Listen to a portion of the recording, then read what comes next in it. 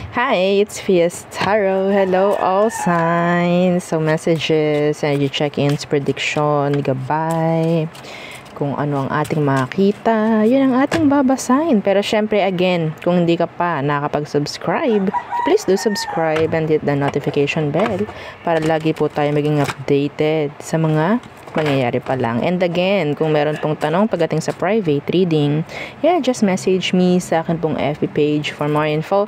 Ganon rin po pagdating sa ating mga charms. Okay? So again, ito yung ating cord cut, yung pangtanggal blockage, pantanggal ng MALAS, pantanggal ng alat, sa buhay mo, sa bahay, sa business, yan, mga ganyan. And ito po yung ating 2-in-1 love and money bracelet. Opo, so for money and for connections. So yan po, no, good for money and connections, good for money and love.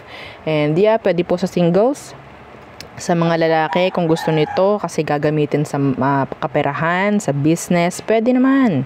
Lagay nyo lang po sa red pouch. Okay? Meron siyang citrine stone. So, si citrine, siya po yung money magnet. Okay? So, plus na lang po si citrine. Oo. And syempre, yung ating granter necklace. So, si granter, nandito siya.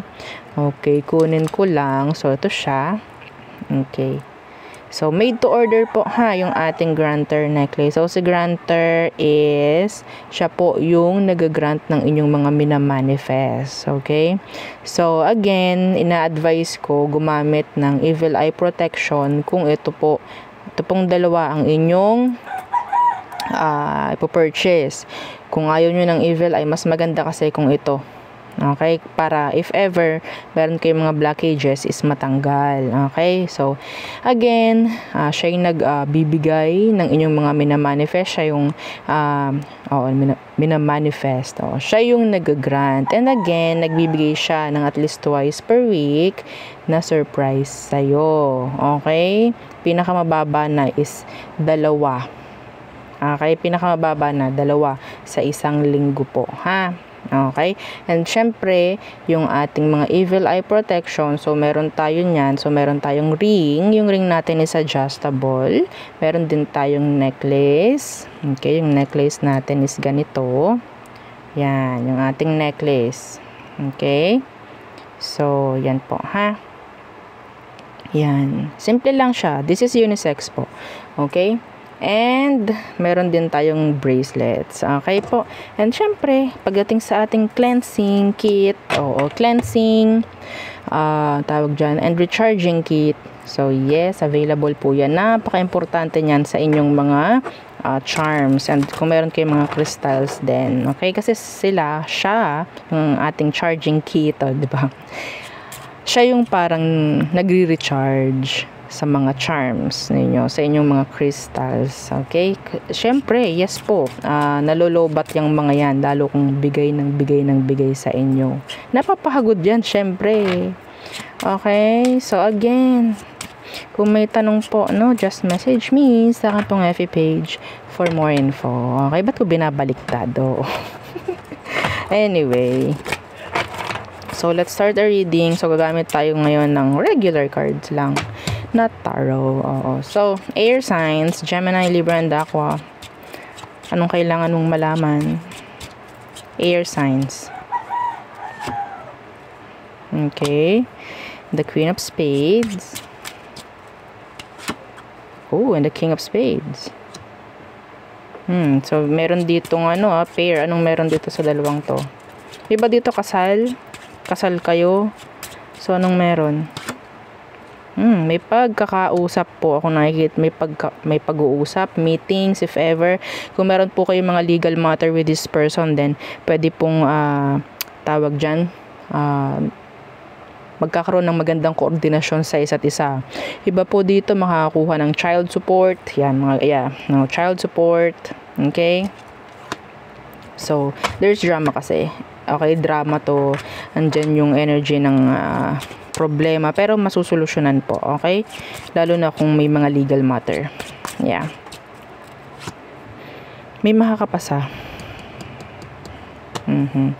So, ang daming tao. Queen of Flowers. And the 6 of spades.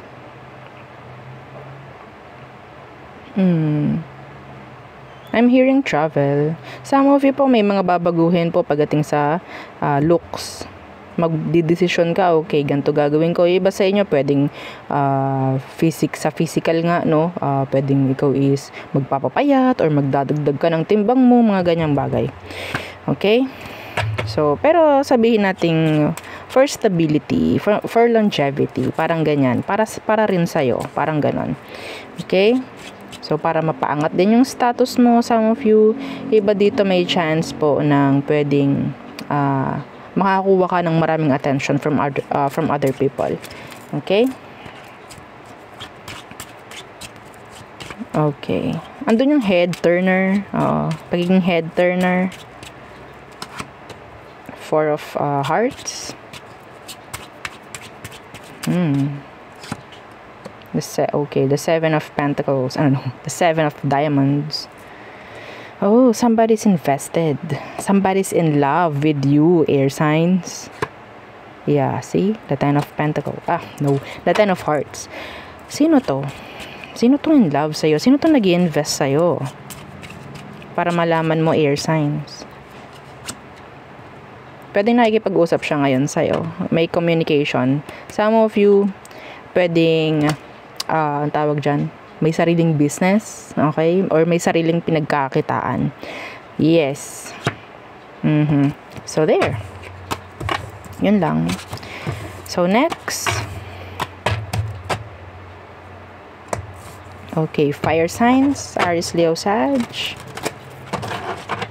Anong kailangang malaman ng mga fire signs? Anong kailangang malaman ng mga fire signs? Okay. Ooh, the 10 of diamonds. This is money. That's money. Paghihirapan mo nga lang. Okay? May pera po, pero kailangan mo syempre talagang gumaod. Okay? Hindi mo mawala ang pera hanggat hindi mo pababayaan yung sarili mong talagang tamarin. Yes. Real talk. Okay? Iba sa inyo, meron ako nakikitang increase. Okay, an increase. Meron din ditong promotion for some of you.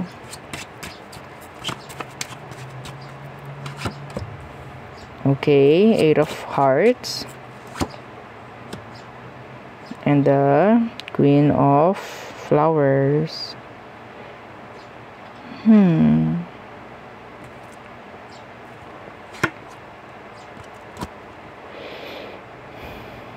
Meron ditong parang nag-aagaw. Past, present. A past and the present. Number 8 could be significant. Yeah, may nakasilip pang number 8. Okay, number 8.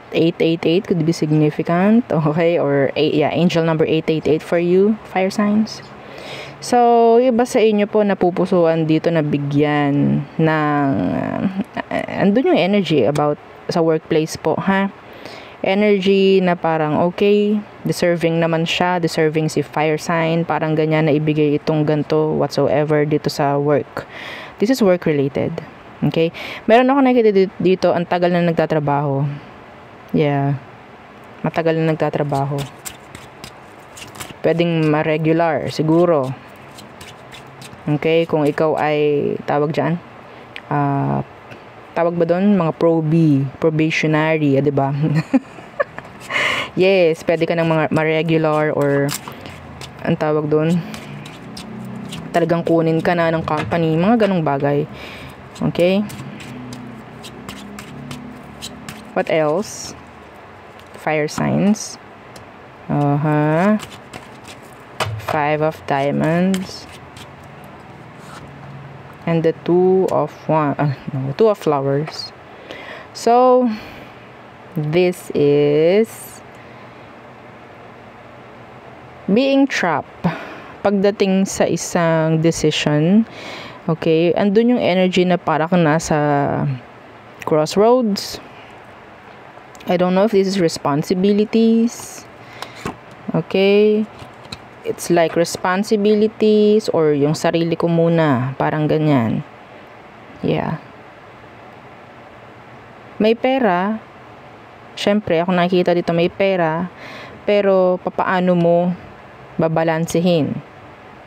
Andun yung energy. Pwedeng iba sa inyo, mas madami pa yung ibinibigay.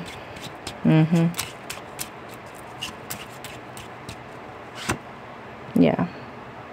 The Queen of Diamonds. It's like the Queen of Pentacles. A giver. A giver. Okay? So, sinasabi dito na you have to save. You need to save. May pera nga po. Okay? Pero kailangan mong matutong ipon. Okay? So, next. Water signs. Cancer, Scorpio, Pisces. So, what's for our water signs? Cancer, Scorpio, Pisces. Anong kailangang malaman ng mga water signs? Six of Diamonds. May mga magbabayad. May mga mababayaran. Okay.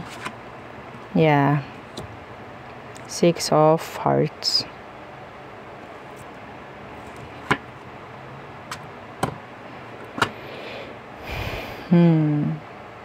Some of you will purchase something online. Okay? Will purchase something online. Yung iba dito, giving another chance sa ibang tao. I think some of you, this could be forgiveness, mga ganyang bagay, or having another chance with somebody from your past. Yes. Okay? Or parang pakikipagkita sa mga tao na parang matagal mo nang hindi na rin nakita naman. Okay? So, there. The Nine of Swords. The Nine of Spades. The Nine of Spades. So, ano to? Ano yung gumugulo sa utak mo?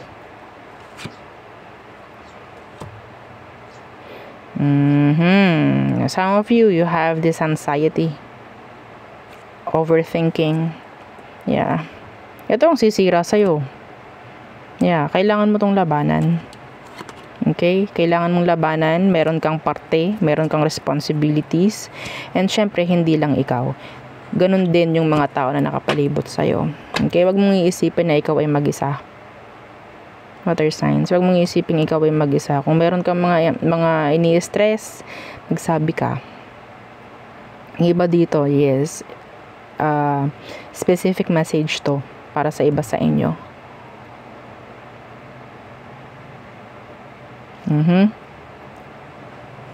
Okay?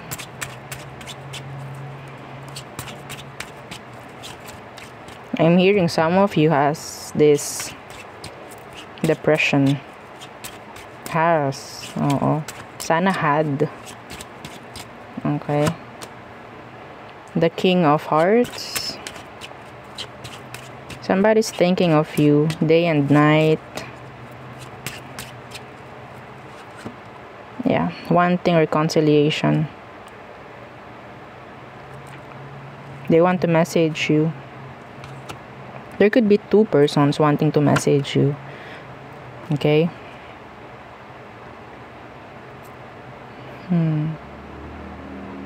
Yung iba po be careful. Yung iba kasi dito nakikita ko sobrang mapagbigay, sobrang mabait. Okay? And yung iba sa inyo talagang ginagamit lang. I'm sorry, you have to hear that. You have to know na yung ibang tao na nakakonect sa energy mo, it's like energy vampires. Okay, they're too draining, parang ganon. Okay,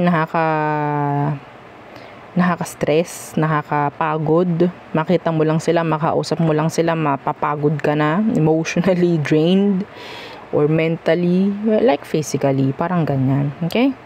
So, some of you nakakita ko dito ng pakikipagbalikan with a past person.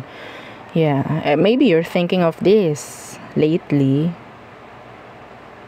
Palagi mo tong iniisip kung makikipagbalikan ka ba or what. Maybe you're trying to think about reaching out. Parang ganun. Okay? Or maybe there's this another person na ganun pagdating sa'yo. Okay, next. Earth signs, Taurus, Virgo, Capricorn. Let's see what's for you, Earth signs. Earthy signs. Okay. Again, don't forget to like, share, and subscribe. So, Earth signs. Okay. The Three of Hearts. What's that? A reconnection. I'm hearing closure. Last message. Okay. Some of you, there could be an energy of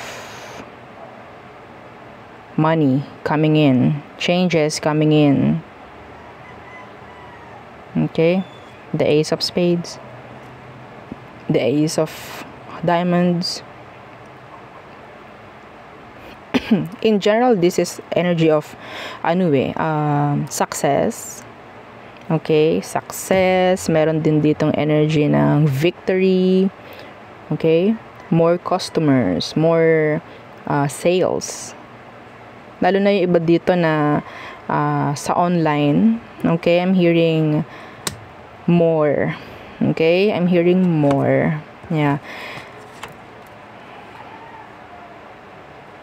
Meron ditong tao na parang ayaw nila yung nangyayari sa'yo. They will try na talagang bigyan ka ng blockage. Okay?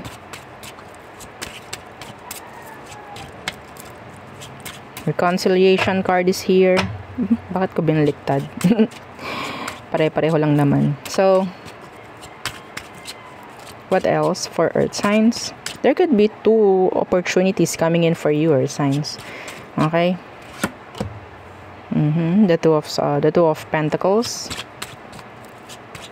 Balance, juggling, balancing work, life. Parang ganun. Managing.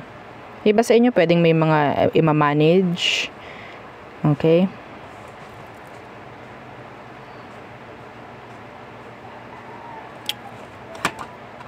Another ace. So, si Ace of Hearts. So, meron ka ng 3 aces dito. Spade, diamonds, and the heart. Iba sa inyo, kailangan mo raw balansehin yung buhay pag-ibig at buhay pamimera. Yeah. Buhay pag-ibig at buhay pamimera.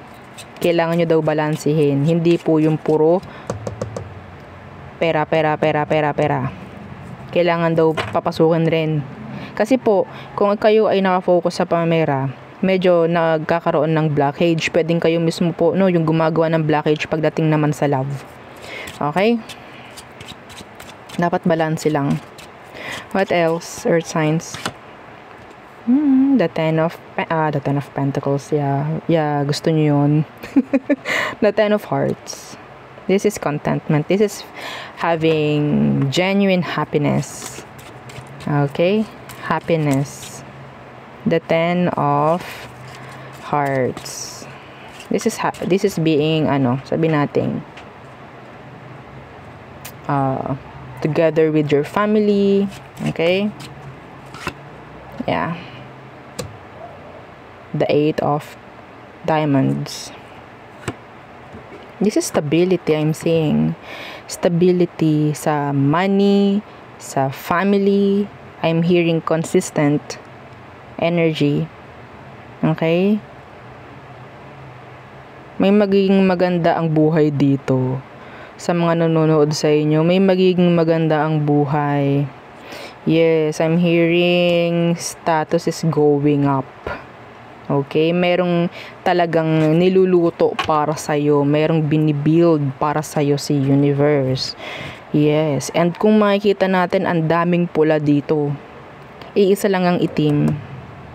Okay, meaning to say, this is more about positive energies. Okay, so claim it. Ang ganda. Tapos meron ka pa, diba? 3 aces.